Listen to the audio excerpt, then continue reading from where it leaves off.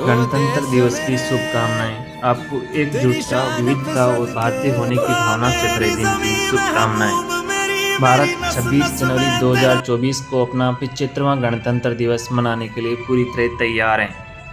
राष्ट्रपति द्रौपदी मुर्मू सुबह 8 बजे कर्तव्य पथ पर राष्ट्रीय ध्वज फहराएंगी।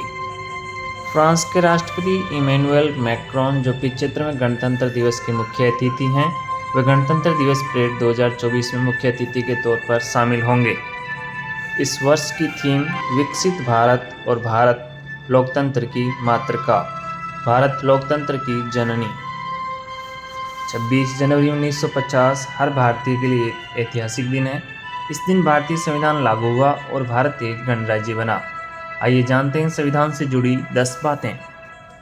आज़ादी मिलने से एक साल पहले ही 9 दिसंबर 1946 को तय हो गया था कि भारत का अपना संविधान होगा।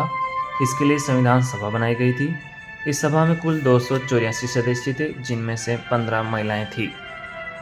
26 नवंबर 1949 को संविधान सभा ने संविधान के उस प्रारूप को स्वीकार किया जिसे डॉक्टर भीमराव अंबेडकर की अध्यक्षता में ड्राफ्टिंग कमेटी ने तैयार किया था। इसी रूप में संविधान 26 जनवरी 1950 को लागू हुआ और भारत एक गणराज्य देश बना।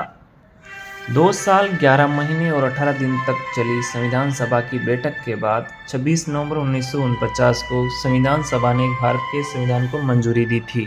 इसी दिन को हर साल संविधान दिवस के रूप में मनाया जाता है।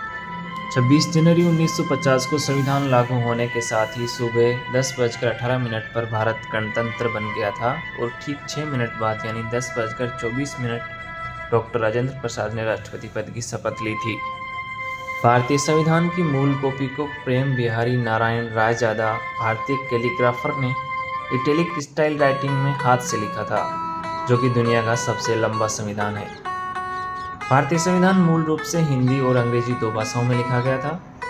भारतीय संविधान को बैग ऑफ बोरोविक्स भी कहा जाता है, क्योंकि इसके ज़्यादातर प्रावधान America, United kingdom, France, Soviet संघ, आयरलैंड समेत अन्य देशों के संविधानों से प्रेरित है।